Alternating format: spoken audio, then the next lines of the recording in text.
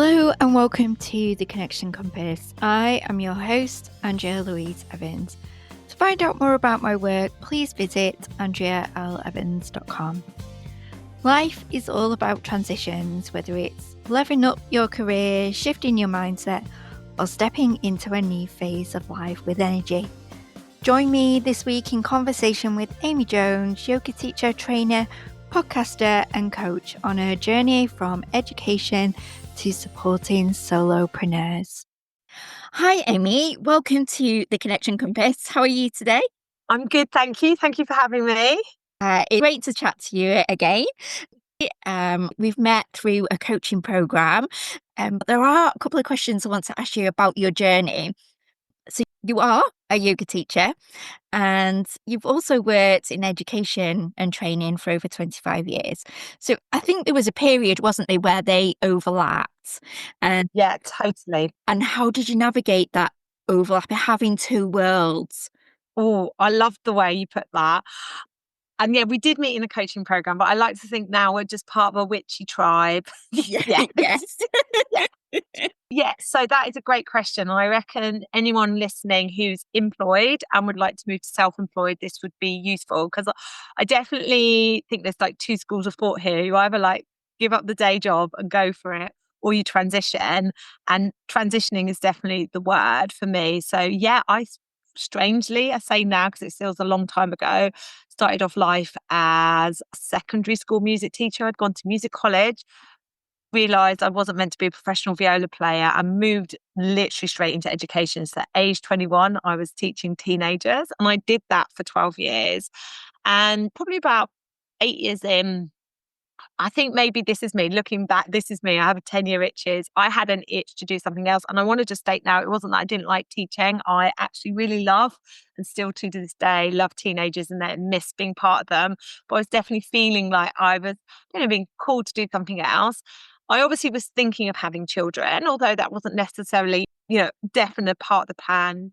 Trying to be a yoga teacher. And I think the best way to describe it I love the way they use two worlds. I existed in two worlds. There was me as like head of music, head of faculty, actually running a skip PGCE course, training music teachers. And then there was this me in another reality, although they coexisted, where I was training to be a yoga teacher, running yoga classes. And I think it all reached a head, for want of a better word, when I let things transition. So as the income from the yoga business grew, I had the opportunity to go more part-time in my teaching job. And then the opportunity came to have a yoga studio, just a very small one, but I signed on the dotted line. And about a week later, I found out I was pregnant. Oh. And I had that, I can do it all. I can have a yoga studio, have a baby. Like, long story short, I decided to not go back into my employed job after I had my child. And it was, a real practical maths thing. It cost me X amount to put him in childcare, X amount to put my golden retriever into doggy daycare, an hour and a half to drive to my school. Whereas actually as a yoga teacher, I reverse engineered it if I could earn this doing this around my son. And I think that was the initial launch into being full-time self-employed, but it didn't necessarily go right. My yoga studio lasted about 18 months and it broke even. And I worked very hard for that. So, but I learned a lot as well. When you went back and you said I had an itch to do something different, was that around your Saturn return? Probably, yes. What age would you be in your Saturn return? Is it About late 20s, 28, 29. Perhaps oh my God, into it was, your do you know 30s. what? It was but it was a major Saturn return. Yes, because I was like 20, yes, I was like 28, Yeah. 29. And I like look back now and think, what drove me to decide to do yoga teacher training? There were a lot of circumstances that were like, had a great teacher.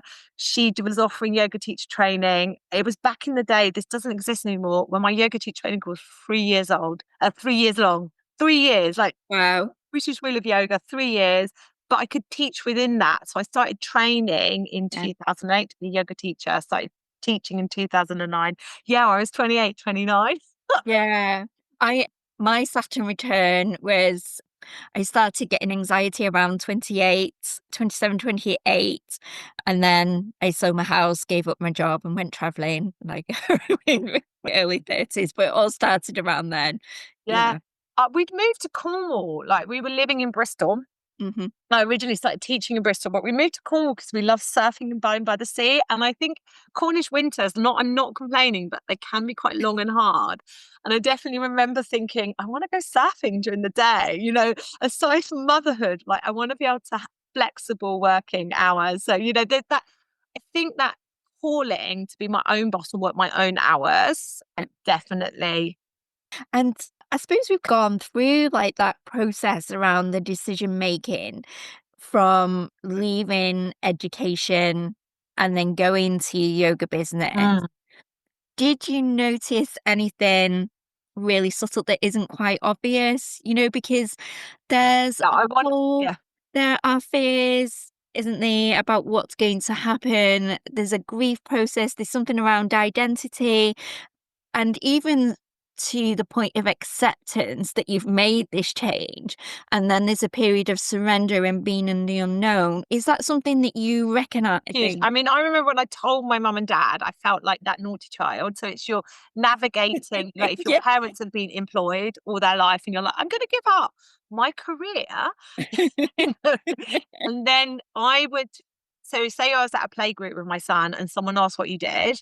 I would say I led with, I used to be a school teacher. And not just that, I used to be head of department, head of faculty. Like I used to be, and what I was actually saying was I used to be really important and had a job that you recognized. And now I'm just a stay at home mum and yoga teacher. Like, and actually the job of a mum and the job of a Yeah. yoga teacher, I think like had many more challenges sometimes than being employed as a school teacher.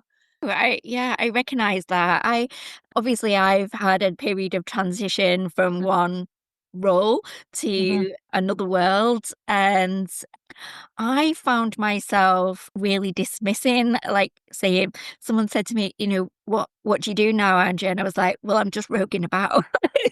It's like, well, no, I'm not roguing about, Andrea. Like you're just moving from one world to another. There's complexities in that. It doesn't mean to say that you're any less important, really. One of my core memories from that moment, and it actually wasn't, I'd gone on maternity leave, so I was still employed. But I think at this point I knew I'm going back. And I went to Sainsbury's during the day. This is ridiculous. And I remember standing in Sainsbury's and I'm like, there are all these people and they're not all retired. This is this who are these people? What are they doing? I'm in this world, this new world now, yeah. That's me. And since then, I mean, you've just grown so, so much from this. You're doing so much more now. So can you now share that journey, that transition from being a yoga teacher, having your studio, and then you've come to supporting female solopreneurs, Mm. creating profitable businesses. So how did that journey come about? Well, I want to say it was slightly accidental, but of course nothing is on accident. But I'm going to say like maybe not planned. And I think this is a good message for those of you that are like, right, I am going to be, and in the future I'm going to be, and this is where I'd like to be. I'll be like, hang on a minute, just be open to changes. Yet, so I would say up until COVID, I had the yoga teaching nailed. Definitely after the birth of my second child, I actually got a studio that actually was in the right place. Good. Right. But the first studio was really important to lead me to that place. So that every time you do something that you perceive to be a failure is always like, you will retrospectively look back and think, I've learned so much for that. I'm glad it worked out like that. If it hadn't have worked out like that, I wouldn't know this. That's the first thing I want to say. Yeah, and I think that's such an important point, and I was talking about this morning, and I think it's the reason for my questions today is when we go through transitions, we have to go through different things that will teach us something really valuable to Yeah. take us on to the next step, won't it?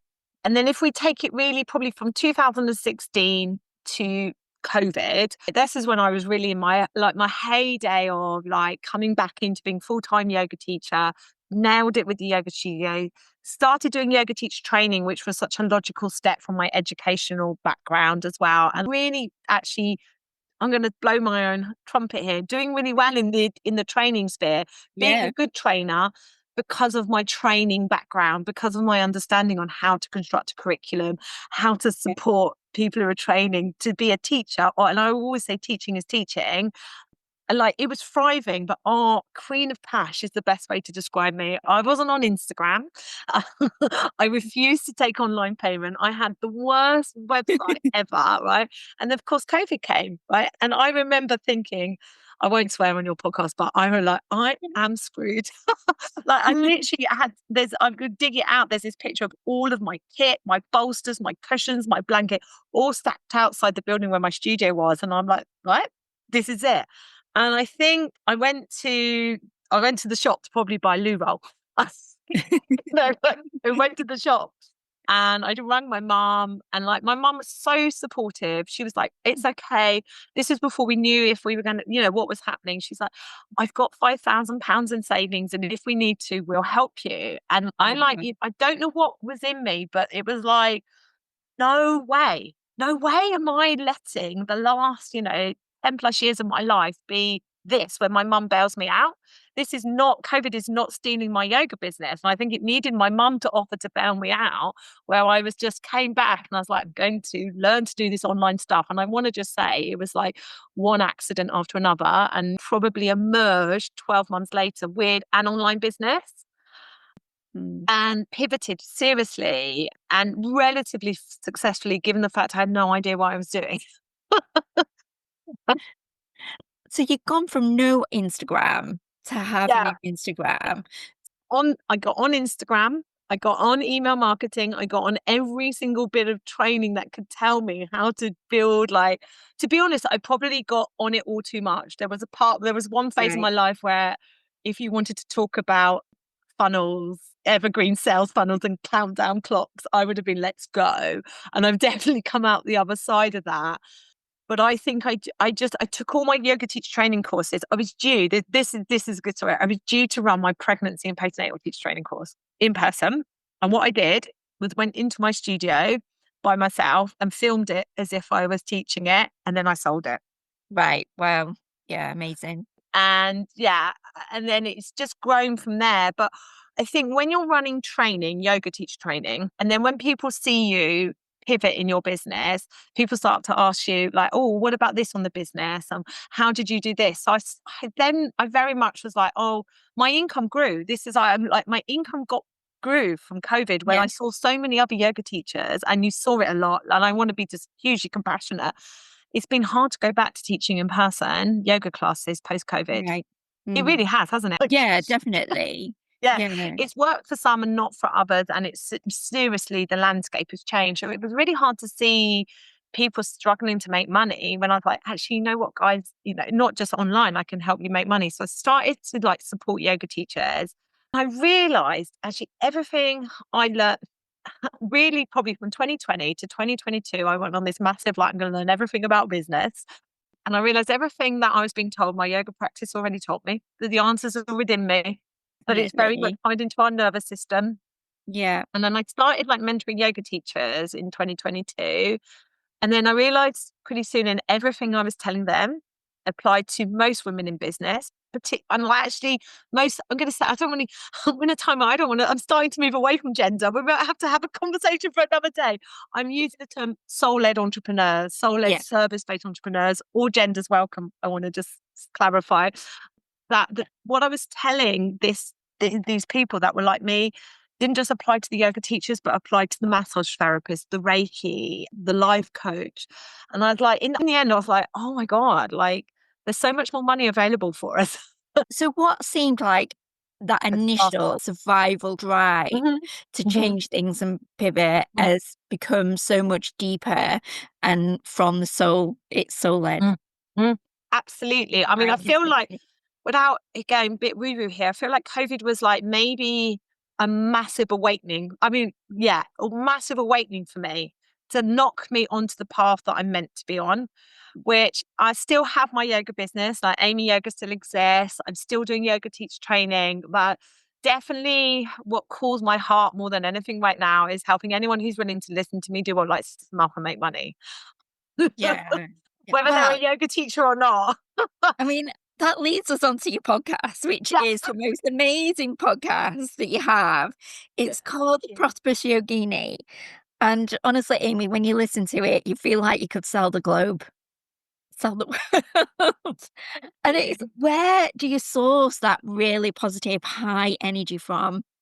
You know, but God, this is getting really woo-woo. I think I I channel don't it. mind. I I don't mind think I it chat. being woo-woo. Okay, we can It's be. okay. I fit looking back, like when I taught, and still when I teach yoga, when I used to teach a lot, I used to be, I think I just got into not a meditative state, but just into this state where I could just see. And I used to be, like, I'm not talking to the body, I'm talking to something beyond the body. And I feel like I probably was connecting to the universe and we were like working with the body, whether it be in a physical form. And then when I go into the podcast and I don't massively plan it and I think, what am I called to talk about? What's come up? Hit record and oh my God, yeah, 40 minutes later, I'm like, I've got to shut up now. But I feel like maybe like one of my superpowers is, and this is something I'm just starting to claim, that channeling's not the right word. I'm not channeling aliens. I'm not,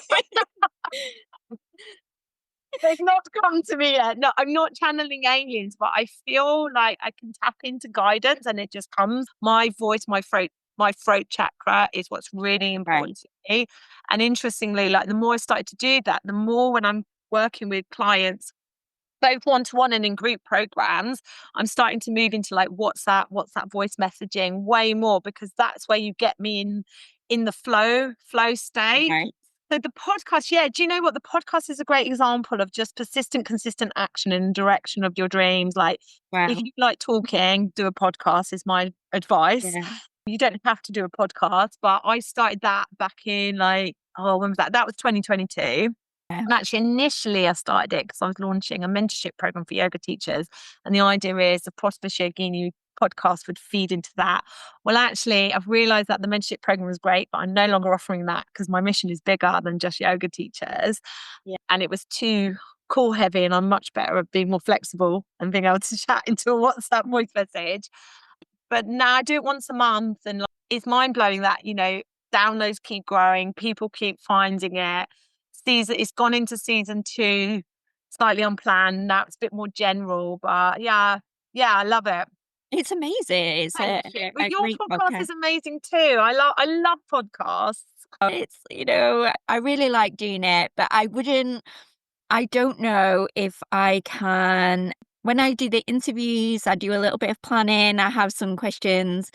I don't know if I could do, when I do the solo ones, I tend to write it first.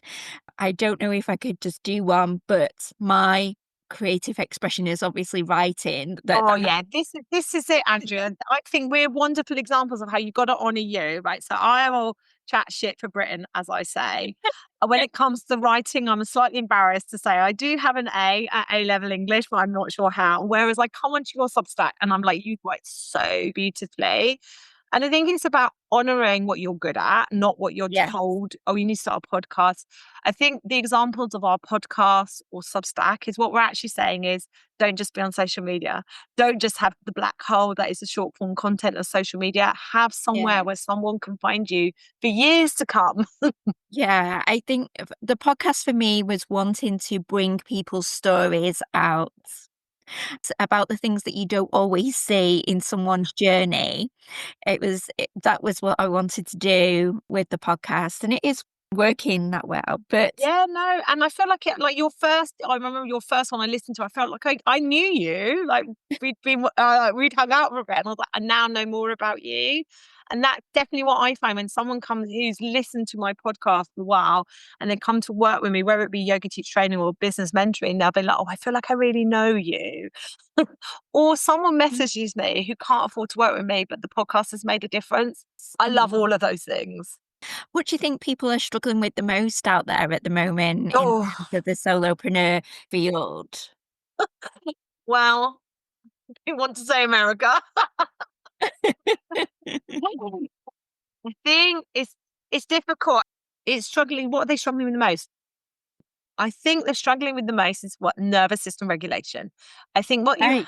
I think what we have to understand is rushing around like a busy, stressful, I'm talking to myself here, is not going to get the results that we want. Yes, We're I going to agree. have to do things differently if we want a different result, right? And if I'm scrolling through Instagram, looking at all these people with, I don't know, 6, 7 figure businesses, and I'm like, oh my God, I can't make enough money. I'm failed. Like, I'm like, this is what's wrong. Get off this stuff, get quiet. And look, I'm getting cross here. What are my next steps? Can I be on my own path? I feel like we often, and a lot of time I will work with people and they're really frustrated and they feel like they're not doing well enough. And I look at where they are and what they've been through, what they've done, and I'm like, oh my God, you are incredible. Most people don't do what you do. What you've achieved is amazing. Like, can I be on my own path? What's my next step? And just celebrate. It's breaking through. And basically, the thing we're struggling with is the patriarchal system is breaking down, and we're rising up. And change is not easy. I, I really like what you said around the nervous system. I've been doing my somatic yoga training for the past Yes. year, and it's been an eye opener. Mhm. And even for myself, when I thought I've been resting and relaxing, I haven't. I'm wondering if we don't realize out there how impacted our nervous systems Yeah. are Yeah. by the modern world. Yeah. Yeah. We even realize how shot we are in terms of our nervous system. Yeah, and I want to just claim now I haven't got it sorted. Confession here. No. Last night, I was really tired and I'd been quite yang, like in terms of my movements. So, I'm a yoga teacher. I know. And I'm right. I'm going to do one restorative pose. Set myself up. I was dead comfy. Put a timer on my phone for 15 minutes, and I managed 12. And I was like, I'm really restless. Yes. And I think like the old me would have been like, I beat myself up and I was like, no, this is where I am in my nervous system. At least the invitation was there, but just noticing that as well. Yes. That's quite interesting to bring Mm, into the conversation around mm, the yang energy and the yin energy and having them work together. mm. Over the years, I use the seasons to manage that energy. Yeah, What about you? How do you manage it? I want to say you do it better than I do. And I think I probably worked against it my whole life. That's what I want to say. Yeah. And maybe Yeah, no, me too. Yeah. maybe I think one of the powers of being 46, nearly 47, and into those past the threshold of 40, dare I say, perimenopausal stages of my life is I haven't got a choice anymore to other than to listen. And even when I don't always listen, understanding that I've got to work with the available energy, work Yeah. with it, not against it. And like it's a massive unlearning that for me, less is more. And I'm not saying that we don't have to take action. Yeah. And I've come up with this great idea actually. I'm going to do a crap 14-day posting challenge, right? Oh, Here's an example, right? Yes, this is, I'm going to sell it to you. Sign up for every day for 14 days. We're going to post once on social media, whether it's crap or not, right? Because this is yeah, you're with me now, right? Because we're like, yeah. I can't post that. It's not perfect. We're not doing anything and then we're not learning. So a lot of the time we get stuck in the inaction. And then you've got someone like me telling you to do less. You're like, oh, this is the Yeah. complexity of dancing between the yin and the yang. And sometimes we've got to take action to learn where the stillness actually needs to be. Yeah, that's it. And I think it's about listening, about Mm. for me anyway, it's about really tuning in and listening. And it's the decision between do I take action and push, or do I take action and then don't push? And does it need me to step back? Yes. And then I would say to everyone listening right now, if you're like, I don't know the answer, then I tell myself in that phase, I can't be wrong here. That Yeah. Oh, one of my good. favorite sayings that comes from yin yoga. This is why yoga teaches all we need. All options are equal.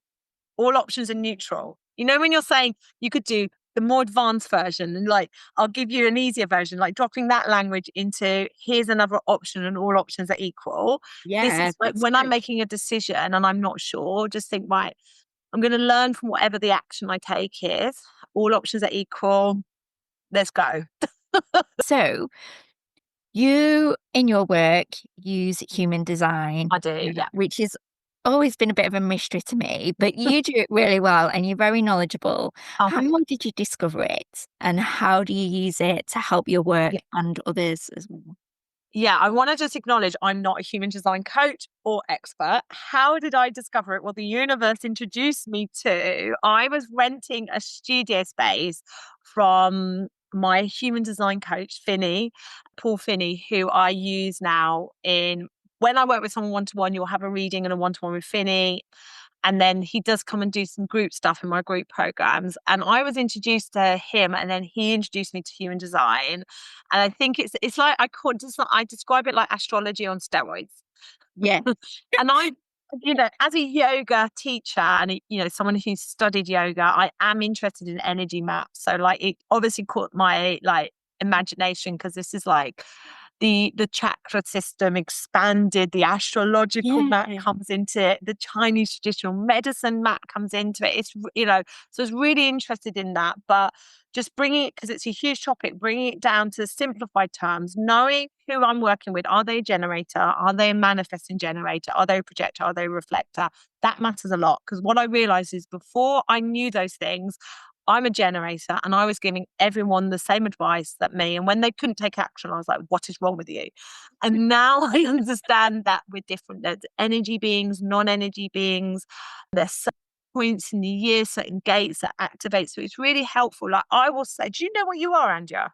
You done I'm a your manifesting generator. okay. So I would say to you, like, yeah, let's pivot. Let's change our mind. Let's have lots of ideas. Like, I know when we got on the call, you said, I'm focusing on this. And I wouldn't be surprised if next week you said to me, I'm doing something else. I know, and that is exactly me. I am a pivoter. I am Ross in Friends with with the sofa screaming pivoting. But I think it's because what's that about? It's not necessarily being a like flaky, like kind of Well, chucking see, this is it. This is the, mind. yeah, this is It's why human design is really important, because you're conditioned that you're being flaky, that you're being indecisive, that you're changing your mind. You've been told to niche down. And, someone was told the other day, someone came into my one, she said, well, I've spoken to a marketing expert and they've told me to focus on selling one thing for 3 months. And I was like, do you want to do that? Because like, she was a generator. I was like, I can't think of anything worse. She's like, yeah, me either. And I was like, listen, no. Whereas like projectors and non-energy beings, I've been like, why can't they show up on social media like I can? Well, they can't. Like, but when they do show up, when they show up in alignment, it's way more yeah, powerful than busy generator me. So that's that. And then it really helps your strategy to respond. So as a generator and manifesting generator, we need to wait to respond, which we won't want to. no, But how often have we said yes when 24 hours we're like, what?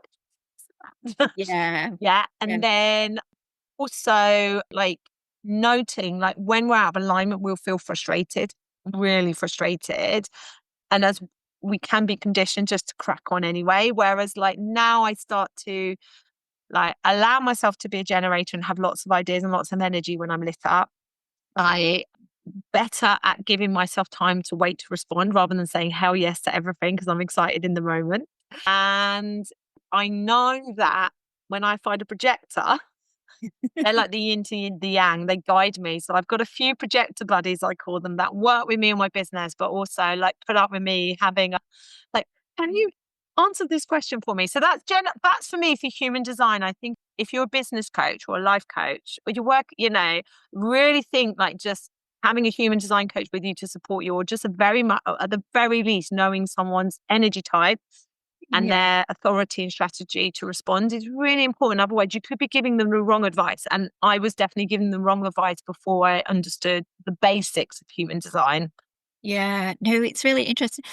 So, So I've learned more about manifesting generators, because I'm going to say, like, if it's anyone who knows what I'm talking about, like manifesting generators, I find you quite hard to coach, but I've got so much better at coaching you guys. oh. And I love you so much. And what you have sacral energy. So you're the most, when you're in alignment, you're the most powerful being. So you've got to move this is all coming from Finny. You've got to move your serpent power. You've got to move your pelvis. Yeah, yeah, yeah. So like I prescribed to a manifesting generator the other day, daily dancing. I was like, get those hips moving, get that sacral energy flowing, right? Because manifesting generators and generators, when we're in alignment, we're really powerful. We're really energized. We can just keep going. When we're out of alignment, it's exhausting.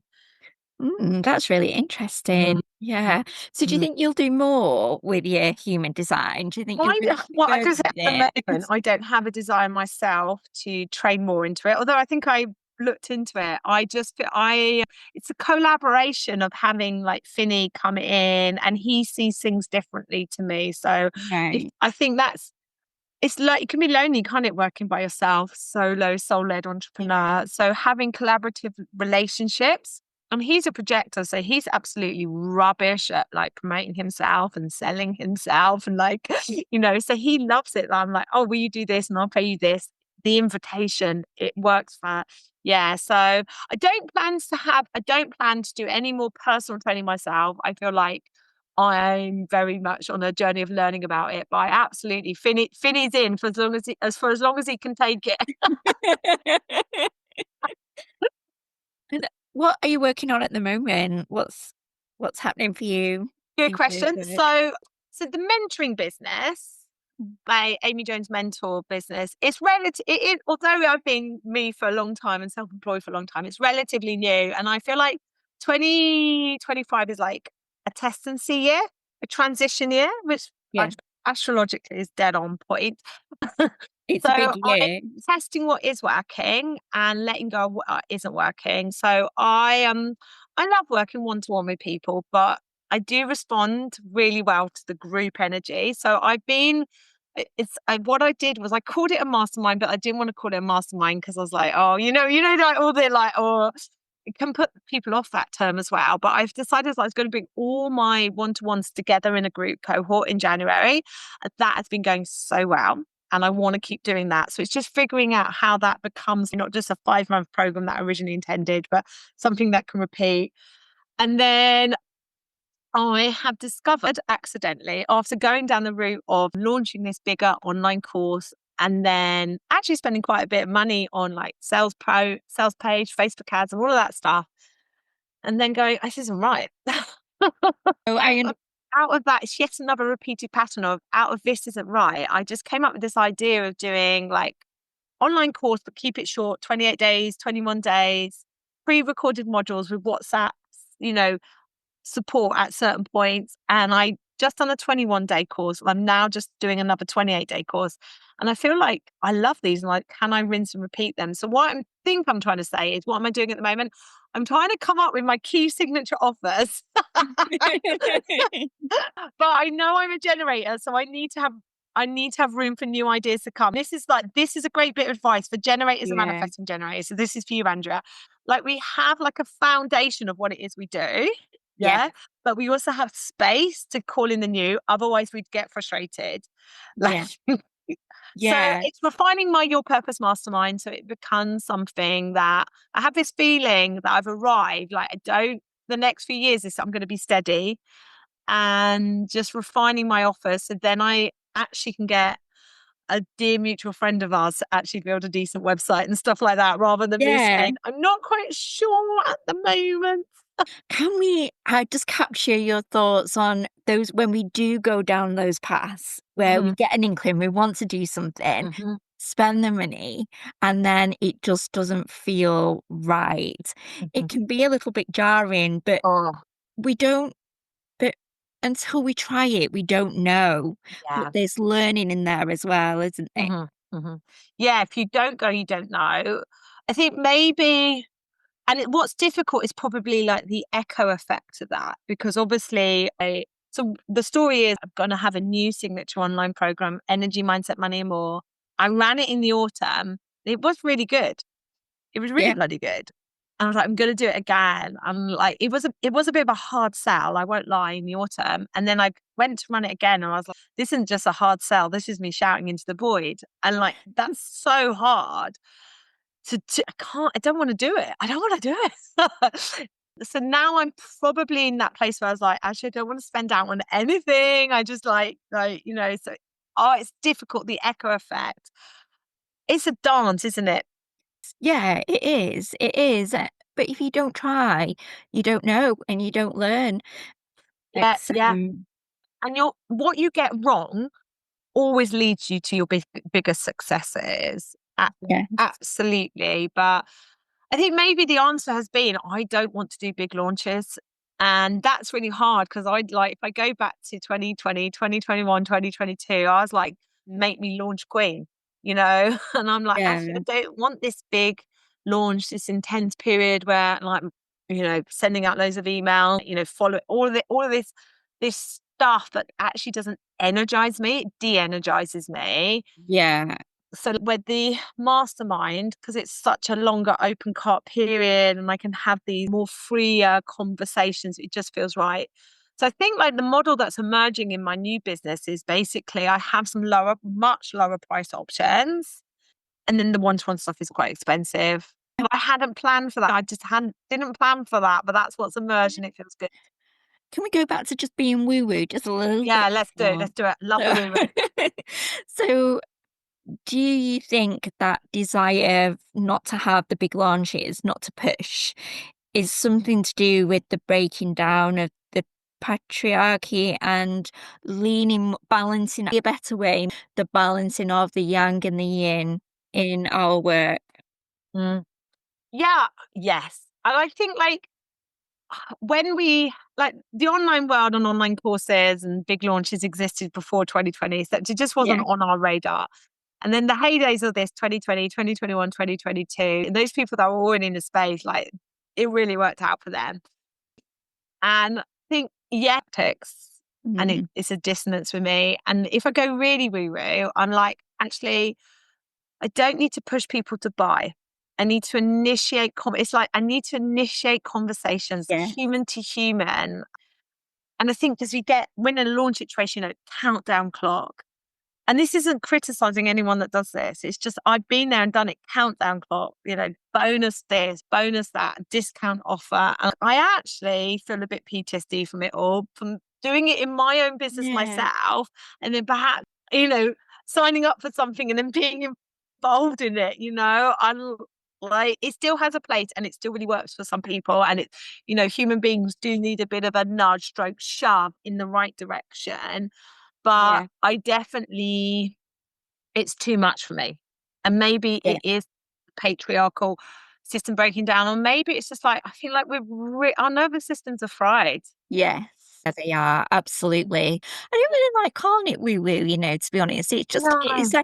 it's like intuition led, really, isn't it? It's No, I got like get more woo woo. I'm working on at the moment, right? You'll love this. The energy of receiving. So it's not, which we might say receiving guidance, but then you know you receive guidance, you do the work, yeah. then I come back to the energy of receiving and I say, please let this be enough. Because I don't know about you, but I'm like, oh, should I do one more post? Should I send one more email? What's Yeah. the next bit of content? Shall I follow up? And I'm like, you know what? I've done enough. I'm shutting my laptop. I'm putting my phone down. I'm going for a surf. I'm going to hang out with the kids. I'm going to go for work. Let this be enough. Please let this be enough. Please send those that would be blessed to work with me. Yeah. I'm just writing that down.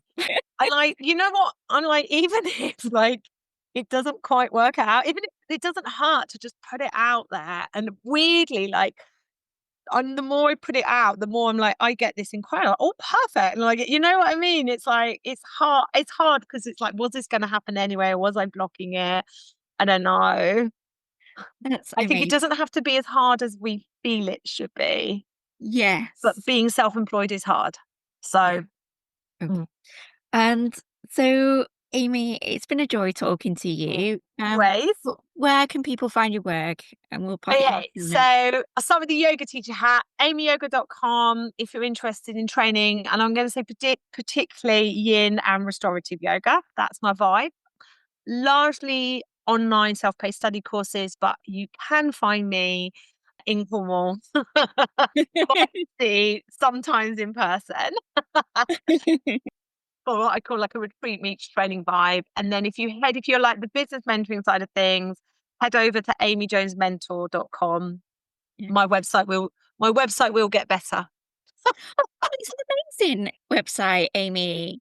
Well, you know what? Thank God for templates. And that's where you can check out. I have a Substack. My Substack's really different to Andrea's. I don't write a lot because I can't. It's a video. Hey, we should talk about this just to Okay. finish with, Andrea. Like, talk about Okay. Substack, I've got 155 subscribers on Substack, and 15 of them are paid. It's £4.40 a month, right? So, but I've got, now this is where it's useful. My online training comes in. I've got a 10% conversion rate, which is Fab. good. Right. So then that tells me that if I just stay in this, that this is going to grow over time. So I have a little mission to try and get to 100 paying Substack users, but I haven't put a time limit. I haven't got a time limit on that. I'm just going to open it up, get to 100, and then be what's my next step. I have fallen in love with Substack. It's a Yes. brilliant platform. It's so versatile. So you can do videos on there. You can do voice recordings, which is really nice. I do something called Soulful Monday, and just start the week with something really positive, something really reflective. And I love the way how I can do a picture, I can do a video, I can do a voice note.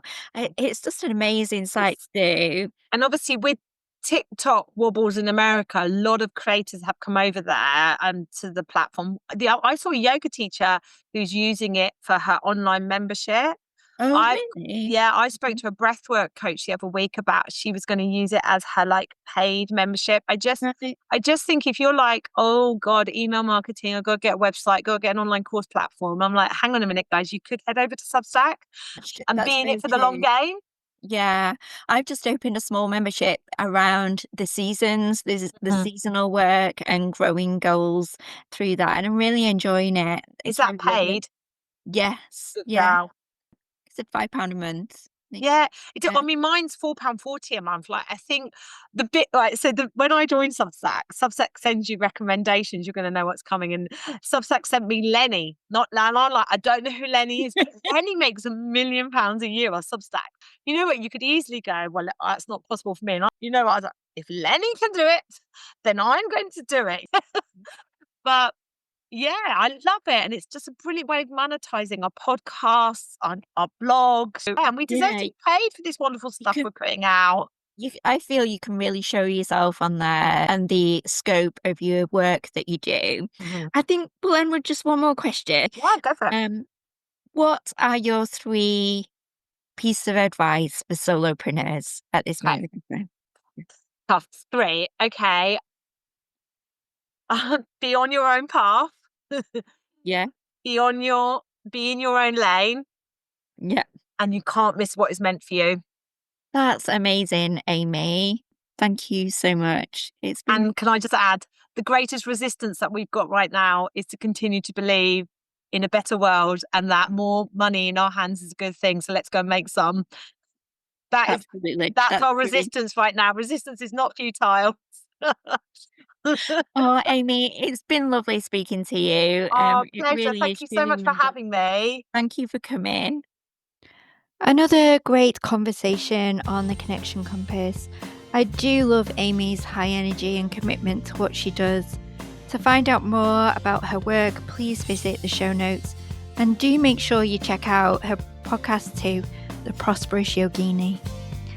Thank you for listening to this week's episode of the Connection Compass. If you think it will help someone else, please leave a review at podchaser.com. If you have any questions, please visit Andrea L. Evans' Facebook page, and remember to keep talking, keep connecting for a more interconnected world.